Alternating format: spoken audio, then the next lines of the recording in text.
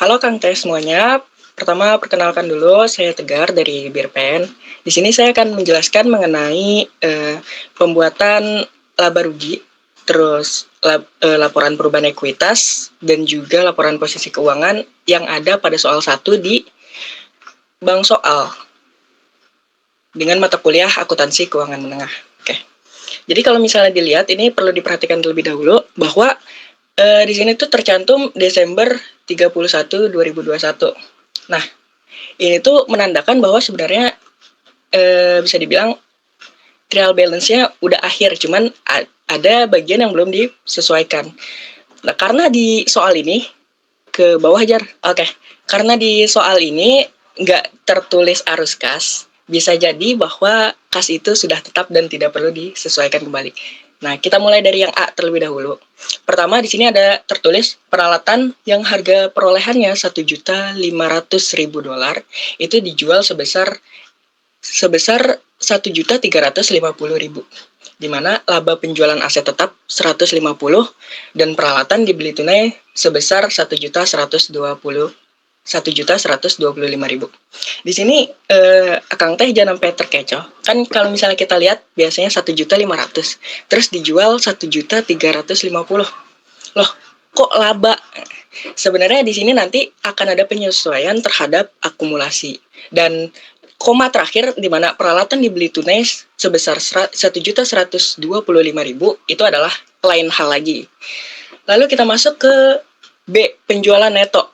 Penjualan neto ini nanti akan digunakan pada saat pembuatan laporan laba rugi. Harga pokok juga sama, beban penjualan dan beban administrasi juga sama, itu masuk ke laporan laba rugi. Lalu peningkatan nilai wajar aset keuangan tersedia dijual. Ini akan masuk pada laporan laba rugi dan komprehensif lainnya juga. Lalu pembayaran dividen ini akan masuk pada perubahan ekuitas.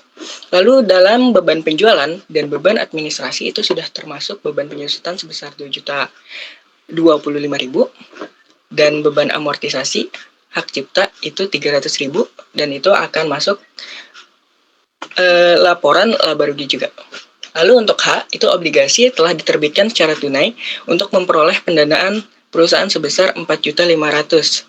Nah, biasanya kalau di arus kas, obligasi diterbitkan sebesar 4.500.000 itu akan menambah kas di bagian pendanaan kan. Cuman di soal ini hanya akan menambah utang obligasi saja. Nanti akan dilihat di pembahasannya. Lalu beban bunga ini juga akan masuk laba rugi, pajak penghasilan juga masuk laba rugi, dan jumlah lembar saham ini akan masuk pada EPS atau earning per share. Nah, seperti yang dibilang bahwa tadi itu harus diperhatikan bahwa Desember 31 dan tadi itu udah ditampilkan kan bahwa cash sampai ke accumulated other comprehensive income. Tapi kalau misalnya disusun teman-teman bahwa itu tuh sebenarnya masih belum balance, makanya itu perlu disesuaikan. Boleh ke bawah. Intinya antara aset dan ekuitas sama liabilitas itu masih belum balance. Nah, di sini kita masuk ke laporan laba rugi. Seperti yang tadi udah dijelasin ya, kita udah bahas satu-satu. Pertama ada net sales. Net sales ini tadi dilihat dari penjualan bersih. Penjualan bersih itu ada di bagian B. Kalau teman-teman lihat itu ada di bagian B, itu penjualan bersih. Lalu ada cost of goods sold. Itu 12.000 dan 12.000 itu mengurangi penjualan bersih dan ketemulah laba kotor atau gross profit. COGS ini ada di bagian C. Lalu setelah itu kita akan masuk ke expense atau beban-beban. Tadi di situ juga sudah dijelas atau disebutkan bahwa ada beban penjualan dan beban administrasi. Nah, itu ada di D. Selling expense-nya sebesar 3.600.000 dan administration expense-nya sebesar 3.150.000 dengan total 6.750.000. Nah, ini dikurang lagi sehingga nanti akan menghasilkan ini. Cuman kita di sini perlu diketahui dulu ada other revenue and expense. Di sini saya tulis loss on sale of equipment karena seperti yang dibilang kemungkinan ada teman-teman yang terjebak nih, bahwa harga perolehannya 1.500.000 ketika penjualannya 1.350.000 dianggap oh itu kan rugi gitu. Tapi di sini teman-teman harus mengikuti soal dulu aja bahwa kalau misalnya tercantumkan laba maka ya udah ditulis dulu aja laba. Maka dari itu di sini dicantumkan bahwa laba atas penjualan aset tetap itu 150.000 dan beban bunga itu 750.000. Sehingga kita dapat bahwa pendapatan dan beban lainnya itu minus 60.000. Setelah laba kotor kita dapatkan, expense kita dapatkan, other revenue dan expense juga udah didapatkan, maka kita akan memperoleh yang namanya income from continuing operation before tax, atau laba dari operasi yang berjalan sebelum pajak, yaitu sebesar 13.500.000 nih, seperti yang dilihat. Oke. Nah, tax expense ini adalah beban pajak. Beban pajaknya juga sudah diketahui, yaitu 4.725.000, sebagaimana yang tercantum pada J. Lalu, setelah dikurangi antara income from continuing operation sama tax expense, maka akan menjadi income from continuing operation after tax sebesar 8.775.000. Nah, di sini kita dikasih tahu nih bahwa ada peningkatan nilai wajar aset tersedia untuk dijual, dan itu tuh sudah after tax sebesar 195.000. Dia akan masuk other comprehensive income. Kenapa masuk other comprehensive income? Karena di sini tertulis unrealized, di mana berarti laba yang diperoleh itu kan belum terrealisasi. Nah, segala sesuatu yang belum terrealisasi itu masuk ke comprehensive income, yaitu sebesar 195.000. Dan kita akan mendapatkan comprehensive income-nya sebesar 8.970.000. 8.970.000 ini hasil penjumlahan antara 8.775.000 dengan 195.000. Nah, di sini ada earning per share. Earning per share itu ada di K, di mana saham beredar itu sebesar 3 juta. Nah, earning per share itu didapat dari income from continuing operation after tax atau 8.775.000 dibagi dengan saham yang beredar, yaitu 3 juta, dan dapatlah 2,925 earning per share-nya. Lalu kita masuk ke statement of change equity. Nah, di sini teman-teman bisa ngeliat nih bahwa ada share capital, retained earning, accumulated other comprehensive income.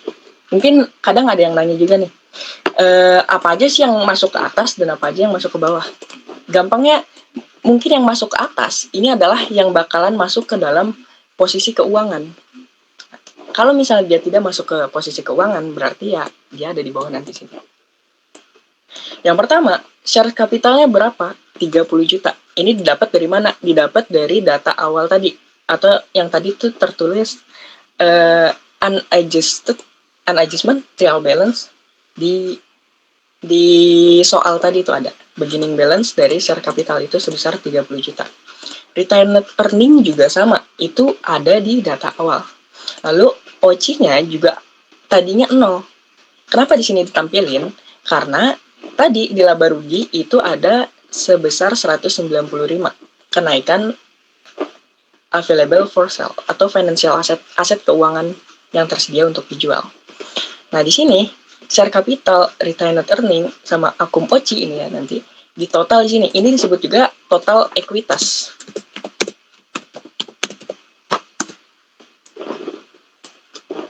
Total ekuitas. Nah, laba rugi ini kita masukin laba bersihnya berapa. Ini laba, ini bagian dari laba rugi, sedangkan ini bagian dari other comprehensive income-nya. Laba rugi itu masuk ke retained earning, sedangkan sesuatu yang belum terrealisasi itu masuk ke akum OC ini. Itu kita tambahin lagi, hasilnya segini. Lalu tercantum juga nih dividen sebesar 750, itu ada di F. Kalau teman-teman lihat itu ada di F sebesar 750. Yang namanya pembayaran dividen itu kan berarti mengurangi ya. Berarti dia akan mengurangi retained earning sebesar 750. Jangan lupa dipindahin juga ke kanan. Nah, nanti akan didapat total ekuitasnya sebesar 51.720. Cuman nanti dalam laporan posisi keuangan ini nanti akan dipisah-pisah.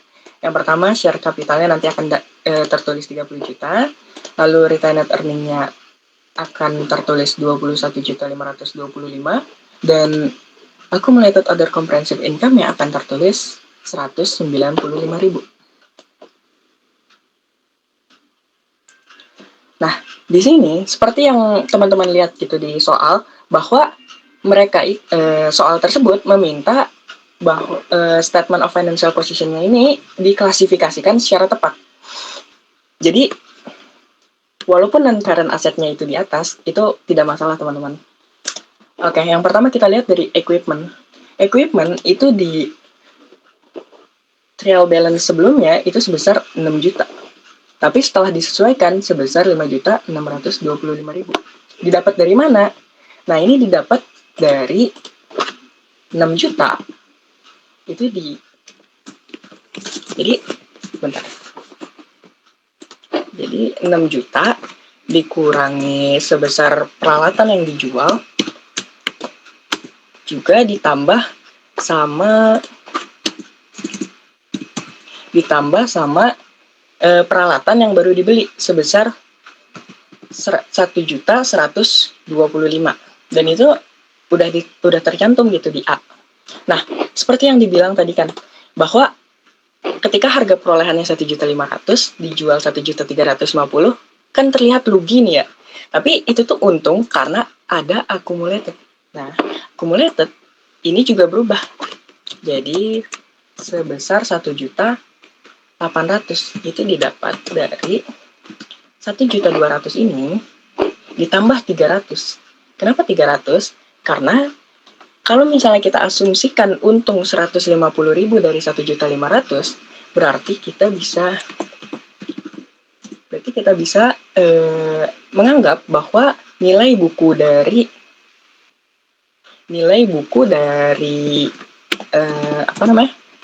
dari peralatan itu sebesar 1.200.000. Karena ketika dijual 1.350.000, itu dia akan mendapatkan gain sebesar 150.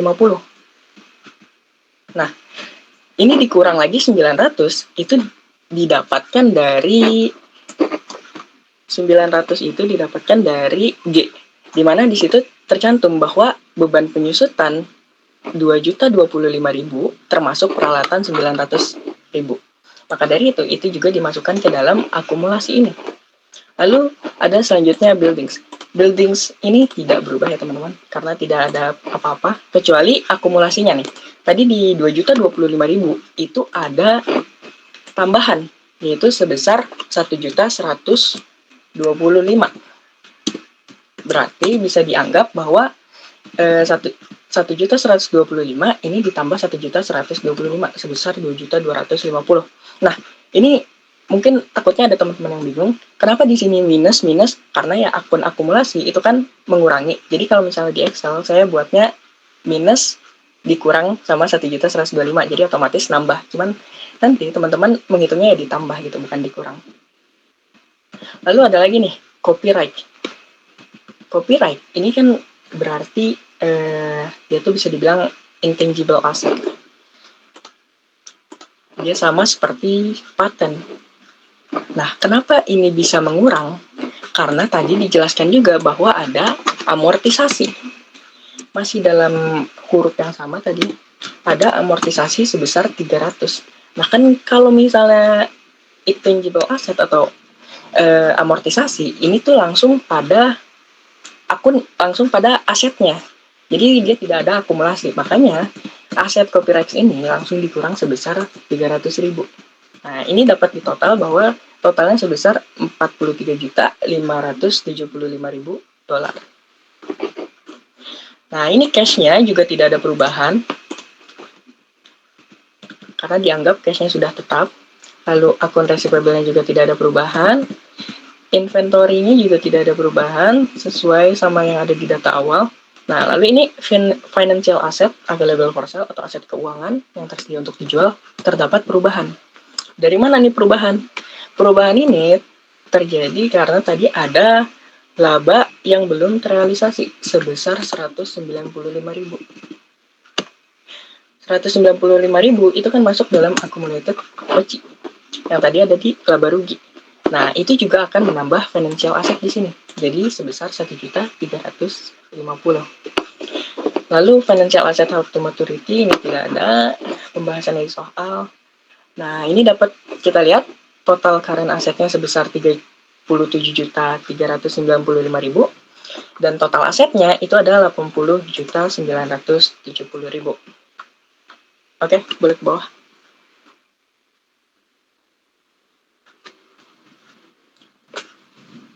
Nah, selanjutnya masuk ke liabilitas dan ekuitas, di mana liabilitas juga ada non-current liabilitas, atau mungkin long term, dan juga ada current liabilitas. Lalu ada juga ekuitas yang tadi kita bahas di perubahan ekuitas. Di sini apa aja nih yang berubah? Notes payable atau utang wesel itu nggak ada berubah sama sekali, teman-teman. Lalu bond payable atau yang tadi kita bahas mengenai obligasi.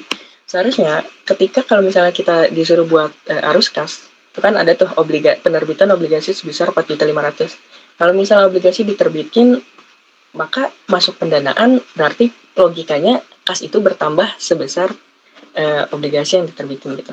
Cuman di sini kas sudah tetap. Dan bond payable itu ditambah sebesar 4.500.000 dan itu tertera di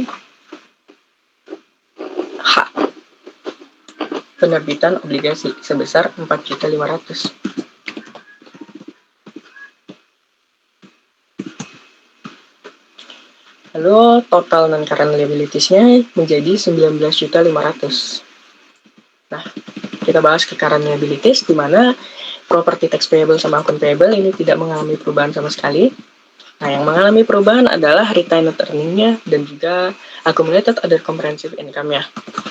Seperti yang dibilang, 195 ini terjadi karena penambahan laba yang belum terrealisasi, serta retained earning ini terjadi karena ditambah laba dan dikurang dividen. Hingga kalau misalnya kita lihat, itu akan menghasilkan 51.720.000. Dan ini kalau misalnya di total, itu sebesar 80.970.000. Seperti itu.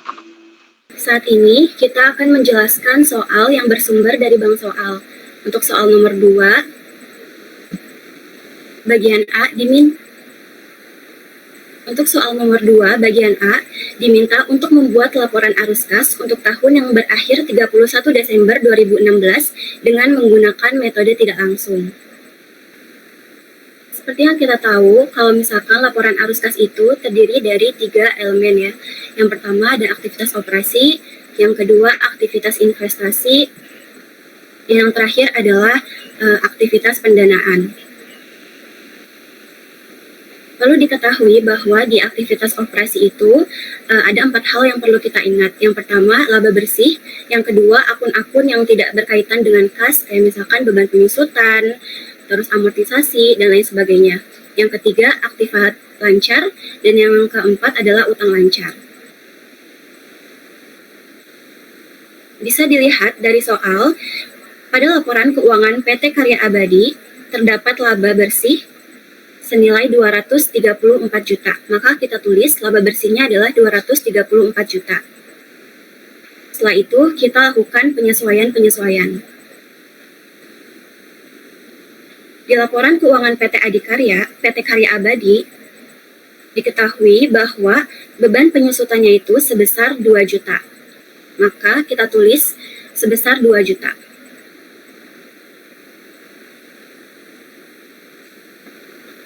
Lalu, di soal juga kita mengetahui kalau misalkan ada laba penjualan aset tetap senilai 1 juta. Nah, ini kita tulis dengan angka negatif karena untuk mengeluarkan si laba ini dari laba bersih. Nah, setelah beban penyusutan sudah dan laba, maka fokus kita selanjutnya adalah ke aktiva lancar. Di soal pada neraca diketahui bahwa piutang usaha di tahun 2015 sebesar 55 juta. Kemudian pada tahun 2016 piutang piutang usahanya turun menjadi 30 juta. Yang artinya ada arus kas masuk ke kita karena orang-orang membayar hutang ke kita. Jadi penurunan piutang usaha nominalnya adalah selisih dari 55 juta dikurangi 30 juta, yaitu 25 juta. Kemudian aktiva lancar lainnya adalah adanya persediaan. Di soal, pada neraca diketahui bahwa persediaan di tahun 2015 bernilai 40 juta, di tahun 2016 bernilai 70 juta. Artinya ada kenaikan persediaan sebesar 30 juta. Kenaikan persediaan itu berarti kita membeli persediaan, makanya persediaan kita naik. Nah, kalau membeli persediaan, kita kan menggunakan kas, maka ada arus kas keluar sebesar 30 juta. Maka kita catat minus 30 juta. Nah, setelah aktiva lancar sudah, kita lanjut ke utang lancar. Di soal pada neraca, diketahui bahwa utang usaha kita pada tahun 2015 bernilai 40 juta, di tahun 2016 nilainya 25 juta. Artinya, ada penurunan utang usaha. Kalau utang usaha turun, artinya adalah kita sudah membayar hutang. Membayar hutang menggunakan kas, artinya adalah ada kas keluar. Sehingga selisih dari 40 juta dikurangi 25 juta adalah 15 juta, kita tulis sebagai negatif, karena arus kas kita keluar. Kemudian, di soal pada neraca, diketahui juga bahwa ada utang bank. Di tahun 2015, utang bank kita 2 juta. Kemudian, di tahun 2016, utang kita menjadi kosong. Yang artinya adalah kita sudah membayar utang kita sehingga dicatat sebagai minus 2 juta. Setelah semuanya ditotal, hasil penyesuaiannya itu adalah minus 21 juta. 21 juta itu dari hasil di total ini ya. 234 juta dikurangi dengan 21 juta, hasilnya adalah arus kas bersih yang dihasilkan dari aktivitas operasi sebesar 213 juta.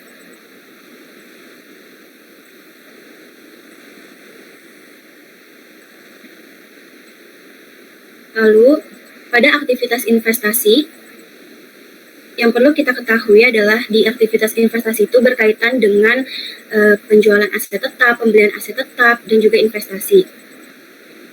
Pada soal di neraca, diketahui bahwa investasi kita mengalami kenaikan dari yang tadinya 15 juta menjadi 20 juta. Artinya ada kenaikan sebesar 5 juta.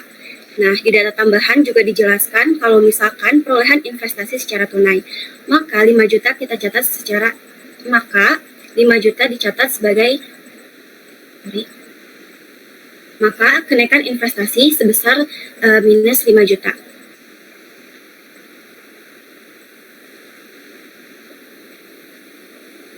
Kemudian, yang kedua ada penjualan aset tetap. Di neraca, kita tahu bahwa aset tetap kita itu mengalami penurunan.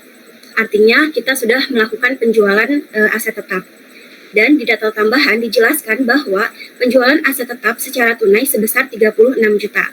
Maka, uang kas yang masuk ke kita sebesar 36 juta. Setelah kita total, hasil dari arus kas bersih yang dihasilkan dari aktivitas investasi adalah sebesar 31 juta.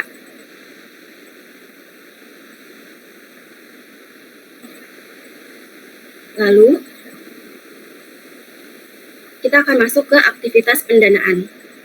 Aktivitas pendanaan ini berhubungan dengan utang bank, utang jangka panjang, dividen, saham, dan lain-lain. Di neraca, kita tahu bahwa utang bank kita di tahun 2015 itu tidak ada, dan di tahun 2016 utang bank kita menjadi 70 juta. Di data tambahan juga dijelaskan bahwa ada perolehan pinjaman bank secara tunai. Artinya, kita minjam uang ke bank dan ada arus kas masuk ke kita sebesar 70 juta. Lalu, di soal pada data tambahan, dijelaskan bahwa pengumuman dan pembayaran dividen sebesar 60% dari laba bersih Yang namanya pembayaran berarti kan kita mengeluarkan kas ya. Makanya 60% dari laba bersih itu adalah 140.400.000. Kita catat minus karena kita mengeluarkan kas.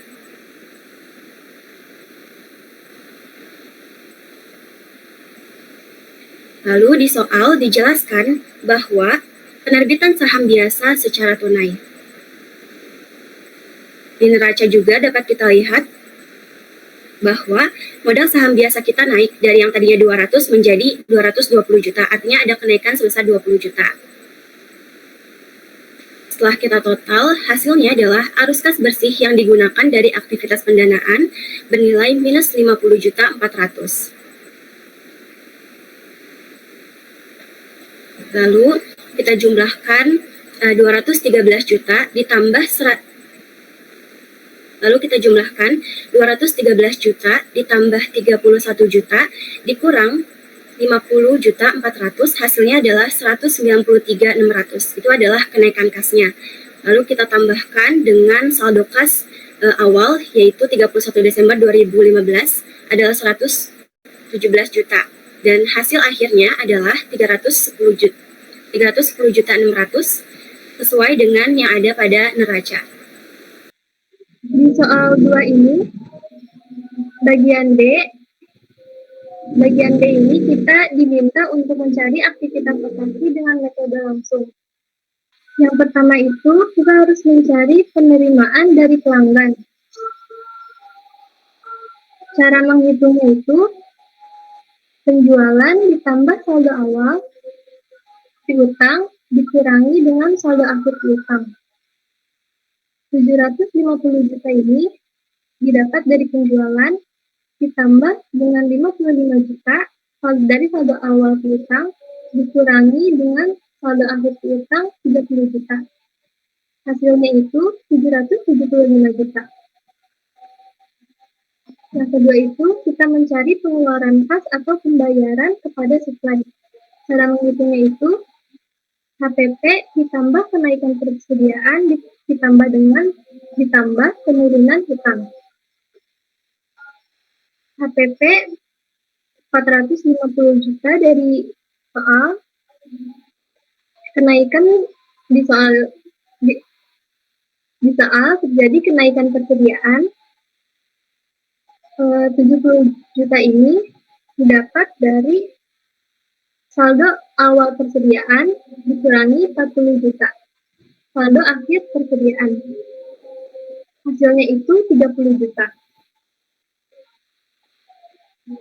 Penurunan utang usaha 40 juta didapat dari saldo awal utang usaha dikurangi dengan saldo akhir utang usaha 25 juta. Hasilnya itu 15 juta.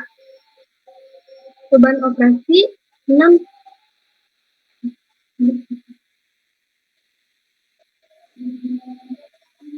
pengeluaran kas atau pembayaran kepada supply HPP ditambah kenaikan persediaan ditambah penurunan hutang, hasilnya 465 juta.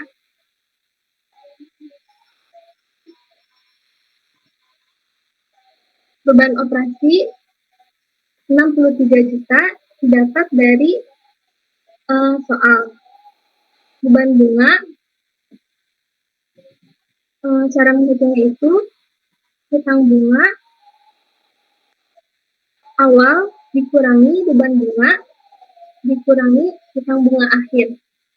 Hasilnya itu 4 juta. Jadi arus kas bersih yang diperoleh dari aktivitas operasi hasilnya itu dari penerimaan pelanggan 775 juta dikurangi dengan pengeluaran kas atau pembayaran kepada supply 495 juta dikurangi dengan beban operasi 63 juta dikurangi dengan beban bunga 4 juta, hasilnya itu 213 juta. Pada tanggal 31 Desember 2014, Moon Company menandatangani wesel nominal sebesar 600 US dollar untuk Western Bank. Suku bunga pasar adalah 12% dan suku bunga Wesel yaitu 15%. Bunga dibayarkan tahunan. Jatuh tempo Wesel adalah 5 tahun. Yang pertama, di sini diminta untuk tentukan jumlah yang akan diterima oleh Moon Company pada tanggal 31 Desember 2014. Yang pertama, kita cari dulu present value pokoknya. Di 600 US dollar ini didapat dari soal diskon faktornya didapat dari tahun kelima, lalu present value-nya amount dikali dengan diskon faktor. Selanjutnya, present value bunga itu didapat dari 600.000 US dollar dikali dengan 15% yaitu bunga Weselnya.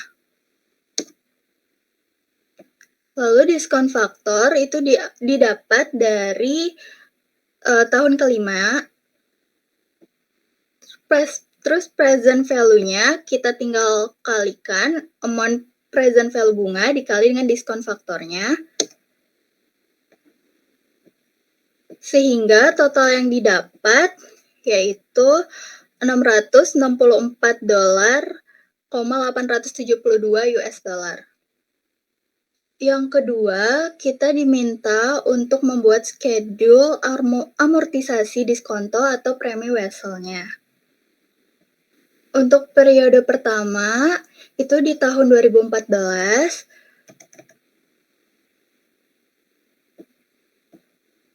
CV of notes-nya didapat dari hasil yang didapat tadi. Ini diminta untuk 5 tahun, jadi akan berakhir di tahun 2019. Untuk cash receive-nya didapat dari 600.000 dikali dengan 15%.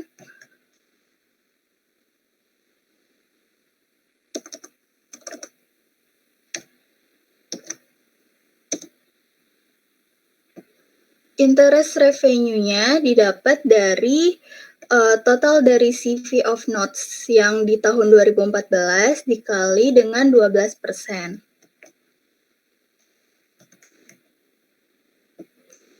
Untuk diskon amortisasinya tinggal dikurang dari interest revenue dikurang dengan cash receive-nya. Sehingga didapat CV of notes di tahun 2015 itu didapatnya dari CV of notes tahun 2014 ditambah dengan diskon amortisasi pada tahun 2015. Untuk tahun 2016, cash receive-nya sama. Kita dapat dari 600.000 US dollar dikali dengan 15%. Untuk interest revenue-nya di tahun 2016 itu didapat dari CV of notes di tahun 2016 dikali dengan 12%. Untuk diskon amortisasinya tinggal dikurang dari interest revenue pada tahun 2016 dikurang dengan cash receive-nya. Sehingga didapat CV of notes-nya di tahun 2016 itu sebesar 643.215 US dollar. Untuk 2017, cash receive-nya masih sama. Interest revenue-nya dari CV of notes di tahun 2016 dikali dengan 12%. Diskon amortisasinya dikurang dari interest revenue dan cash receive. CV of notes-nya didapat dari CV of notes tahun 2016 ditambah dengan diskon amortisasi di tahun 2017. Untuk 2016 masih sama, 600 US dollar dikali dengan 15%. Untuk interest revenue-nya didapat dari CV of notes di tahun 2017 dikali dengan 12%.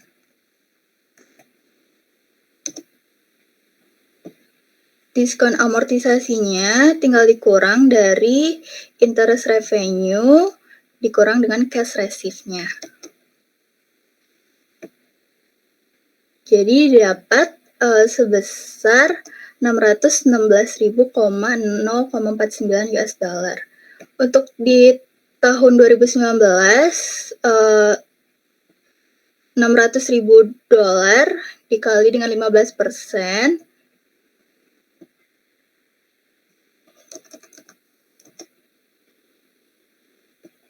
interest revenue-nya didapat dari CV of notes di tahun 2018 dikali dengan 12%. Diskon amortisasinya dikurang dari interest revenue kurang cash receive.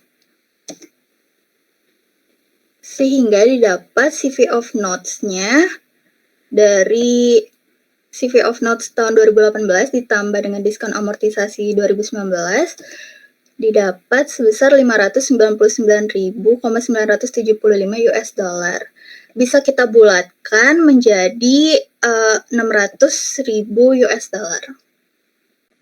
Yang ketiga, kita diminta untuk membuat jurnal amortisasi dan penerimaan bunga selama 5 tahun.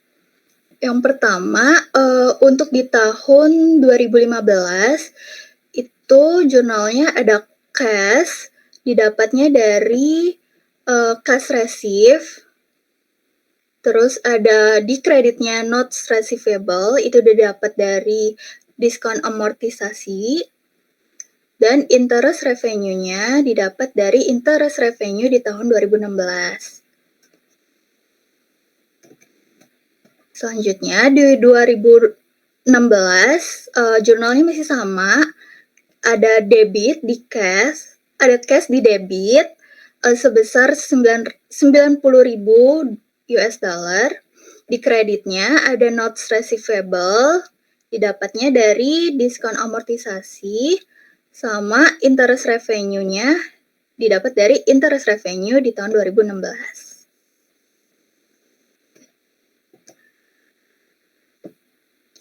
Selanjutnya di tahun 2017 itu cash-nya masih sama, kita ambil dari cash receive di tahun 2017 sebesar 90.000.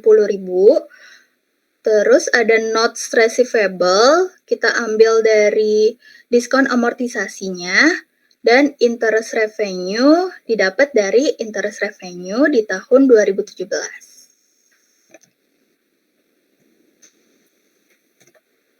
Ada di tahun 2018, jurnalnya ada cash di debit sebesar 90.000 US dollar. Di kreditnya ada notes receivable didapat dari diskon amortisasi di tahun 2018, dan interest revenue itu didapat dari interest revenue di tahun 2018.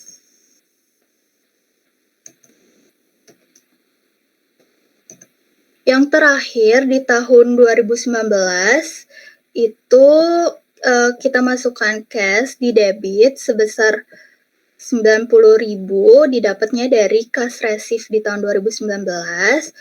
Lalu ada notes receivable di kredit sebesar 16.074 US dollar, itu didapat dari diskon amortisasi di tahun 2019.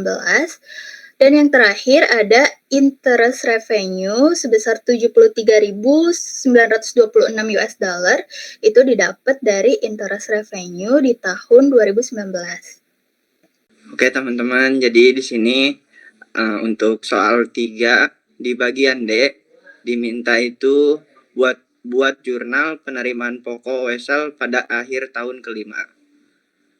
Tepatnya pada akhir tahun 2019.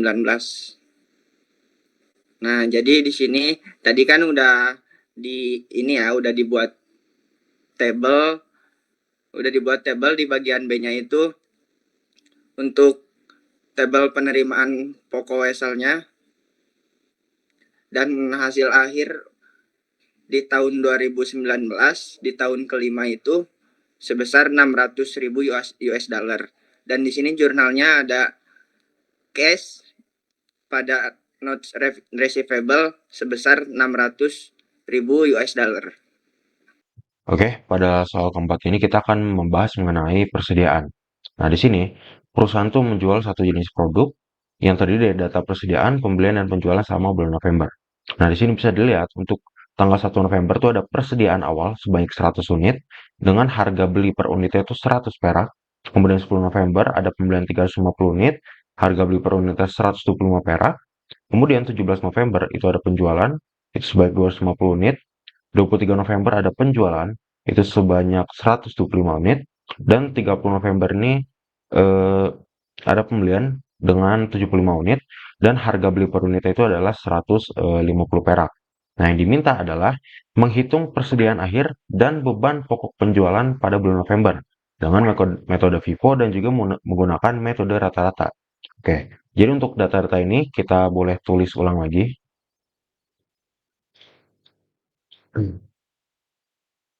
Oke, ya. Sip. Nah, jadi ini saat pada tanggal 1 November sama ya persediaan awal 100 unit dengan harga beli per unitnya 100 perak.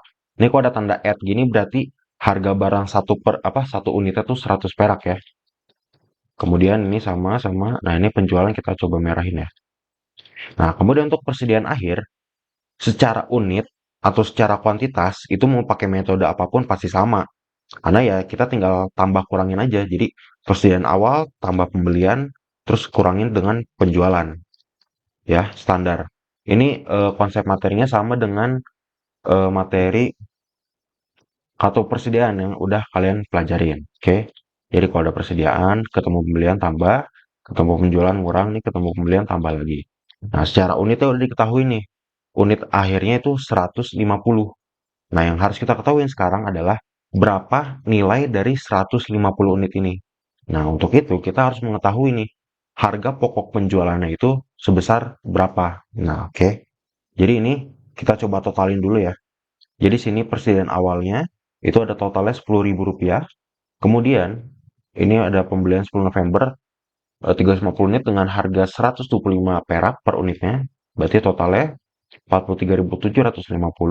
Kemudian di pembelian akhir itu ada 70 unit dengan harga per unitnya 150 perak. Totalnya adalah 11.250.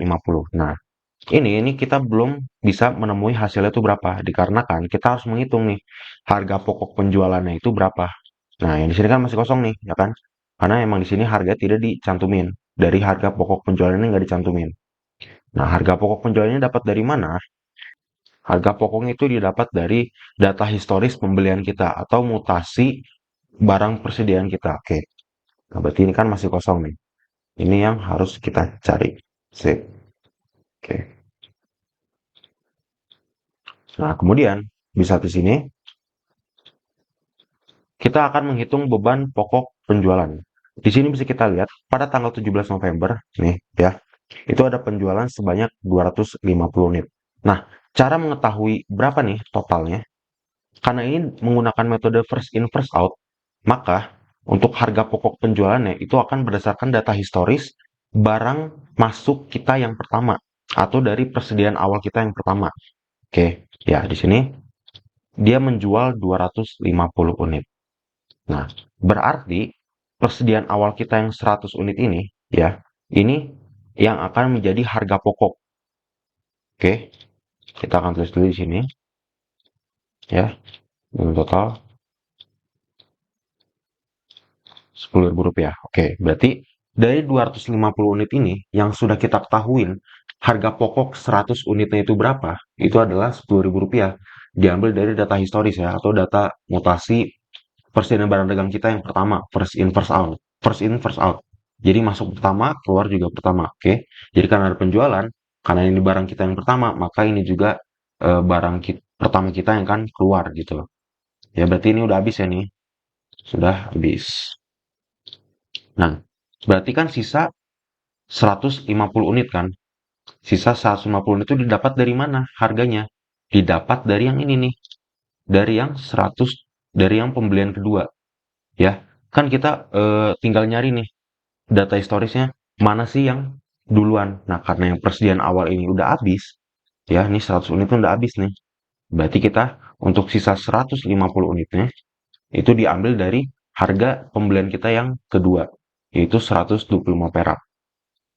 Sebesar totalnya 18.750. Berarti untuk penjualan yang ini udah diketahui nih. Ya, harga pokoknya berarti yang ini ditambah dengan yang ini. Sorry. Nah, berarti sini udah ketahui ya. Harga pokok atau beban pokok penjualan pada tanggal 17 November itu adalah 28.750. Ini karena harga pokok penjualan ini akan mengurangi ini ya, akan mengurangi persediaan barang dagang. Karena penjualan pasti barang mengurang dan nilainya pun pasti akan berkurang. Oke, selanjutnya, ini kan berarti udah kepake sebagian ya. Maaf. Nah, ini kan berarti 150 unitnya itu udah dipakai di penjualan yang pertama. Berarti dari data yang 10 November ini, harga persediaan kita yang harganya itu 125 perak per unitnya itu berarti sisa 200 unit. Dikarenakan ini kan 350. Dikarenakan 150 unitnya itu udah kita pakai ke dalam perhitungan harga pokok penjualan di 17 November. Ya, berarti di sini itu sisa 200 sisa 200 unit ya. Nah, ini di sini penjualan November, pada tanggal 23 November itu ada penjualan, itu sebanyak 125 unit. Nah, karena ini di pembelian di sini tuh masih ada sisa 250 unit, maaf, 200 unit, berarti kita bisa menggunakan harga pokok yang ini, yang 125 perak. Berarti di sini, oke, 120 unit, 125 perak. Totalnya di sini adalah 15.625. Berarti untuk harga pokok di bulan November ini, maaf, untuk harga pokok di tanggal 23 November ini itu adalah 15.625. Nah, jadi untuk total, jadi kita mengerjakan itu berbarengan. Jadi beban pokok penjualan yang kita ketahuin sekalian sama persediaan akhirnya. Nah, kan ini kalau udah dua-duanya keisi, kita jadi bisa tahu nih total persediaan akhirnya secara nilai itu berapa. Ini berarti tinggal ditambah kurangin aja. Dari persediaan nih 10.000 ditambah dengan pembelian yang ini.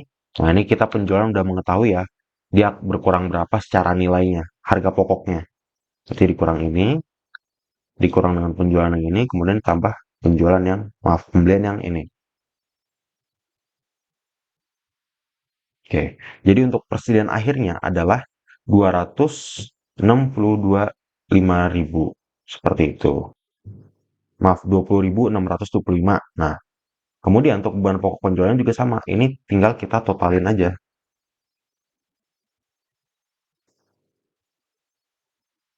Ya, untuk beban pokok penjualannya adalah Rp44.375.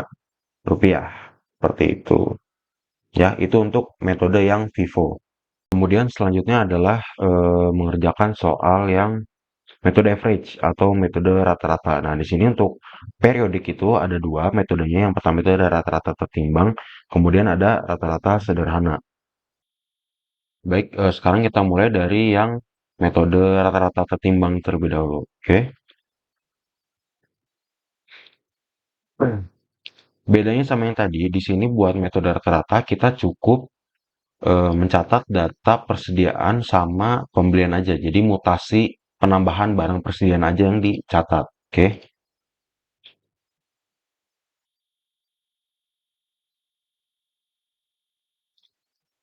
Nah, kemudian di sini kita mengetahui mencari total ya dari eh, mutasi penambahan barang ini. Nah, nama istilahnya itu adalah barang tersedia untuk dijual. Oke. Jadi eh total dari persediaan bersama dengan pembeliannya itu adalah 525 unit dan nominalnya adalah Rp65.000. Kemudian setelah mengetahui data ini, selanjutnya yang dicari adalah rata-rata per unitnya itu berapa. Oke. Nah, untuk menghitung rata-rata per unit ini mudah aja. Jadi tinggal 65.000 itu kita bagi dengan 525 unit. Oke, dapatlah 124 perak ya, Rp124. Nah, ini cuman dibulatin ya, jangan lupa. Nah, kemudian untuk persediaan akhir, kan tadi kita udah mengetahui di soal sebelumnya bahwa persediaan akhirnya itu adalah 150 unit. Nah, tadi juga udah gue bilang, mau di metode apapun, ya, persediaan akhir itu secara unit maupun kuantitas itu pasti sama. Nah, jadi untuk menghitung persediaan akhir ini, itu tinggal 150 unit, ya, itu kita kalikan dengan rata-rata per unitnya, yaitu nilainya adalah 18.600. Oke, kemudian untuk beban pokok penjualan itu rumusnya adalah barang tersedia untuk dijual, ya ini 65.000 dikurangi dengan persediaan akhir yang sudah kita cari. Oke, jadi untuk nominalnya adalah 46.400. Ya, ini adalah beban pokok penjualannya. Dan jangan salah sangka ya bahwa emang tiap metode itu pasti hasilnya akan berbeda seperti itu. Nah, untuk selanjutnya adalah metode average rata-rata sederhana, oke, sama seperti tadi. Nah, bedanya dengan metode yang rata-rata tertimbang, kalau misal tertimbang itu adalah total dari nominal ini, nominal barang tersedia untuk dijual itu dibagi dengan total unitnya, total unit barang tersedia untuk dijual. Nah, kemudian kalau ini itu agak berbeda ya.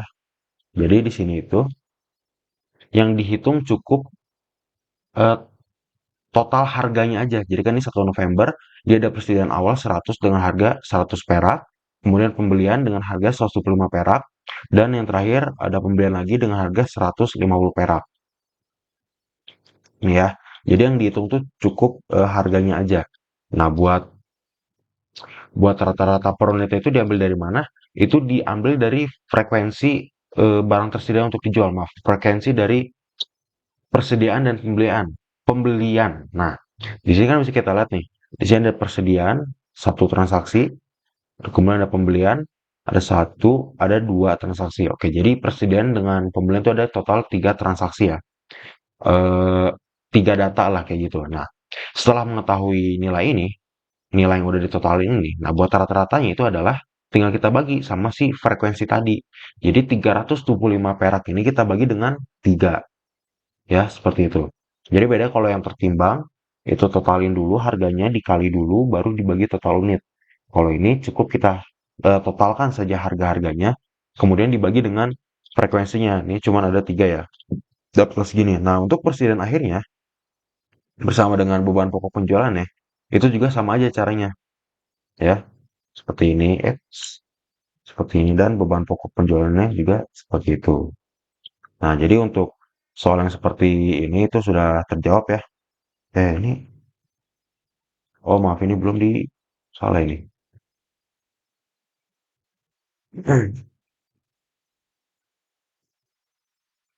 Nah, dapat angka di angka 48.800. Oke, jadi untuk soal yang ini, persediaan ini, caranya adalah seperti itu. Oke, dan ini dalam tanda kutip ya, ini soal untuk periodik seperti itu. Apalagi untuk perhitungan yang rata-rata ini. Kalau misalnya perpetua, ada lagi namanya rata-rata bergerak ya. Cuman yang akan saya beritahu ini cuma dua, ada rata-rata timbang dengan rata-rata sederhana seperti itu. Terima kasih. Pada tanggal 1 Februari 2017, Green INC menjual persediaan ke Happyco senilai 5.000 US dollar dengan syarat 2/10 dengan neto N60 FOB shipping point. Pada tanggal 9 Februari 2017, Green INC menerima pembayaran piutang dari Happyco. Nah, jadi di sini ada instruksi yang pertama itu buatlah jurnal pembukuan Green INC untuk mencatat kedua transaksi di atas dengan menggunakan metode gross. Nah, untuk metode gross ini Di sini untuk pembuatan jurnal transaksinya itu, yaitu pada tanggal 1 Februari di tanggal 1 Februari itu terdapat akun receivable pada sales yang mana sebesar 5.000 US dollar. Dan yang kedua itu di tanggal 9 Februari 2017 yang mana di sini ada pembedaannya itu ada 3. Yang pertama itu cash, sales discount, dan akun receivable. Cashnya itu 4.900 dan sales discountnya itu 100 US dollar dan akun receivable-nya itu 5.000 US dollar. Untuk soal 2, bagian B diminta untuk membuat jurnal pada pembukuan Green INC untuk mencatat kedua transaksi di atas dengan menggunakan metode NET. Jadi, metode NET itu dari awal diskonnya itu sudah dianggap oleh perusahaan. Jadi, perusahaan itu menjual barang ke pelanggan dan pelanggan itu diekspektasikan bakalan menggunakan diskonnya. Makanya, pada tanggal 1 Februari 2017, jurnalnya adalah akun receivable pada sales, nominalnya sejumlah yang sudah dikurangi dengan diskon. Lalu, pada tanggal 9 Februari 2017, jurnalnya adalah cash pada akun receivable, nominalnya sebesar 4.900 US dollar. Untuk soal 2 bagian C, diminta untuk membuatkan jurnal dengan menggunakan metode NET dengan asumsi HAPICO melunasi utangnya ke Green INC pada tanggal 12 Maret 2017. Pada tanggal 12 Maret 2017, asumsinya adalah kalau misalkan di NET method itu diasumsikan kan bahwa si pelanggannya itu bakalan menggunakan diskonnya. Nah, kalau ternyata pelunasan piutangnya itu di luar masa diskon, maka jurnal pertama adalah kita harus membatalkan diskonnya. Jurnalnya adalah akun receivable pada sales discount forfeit sebesar 100 US dollar.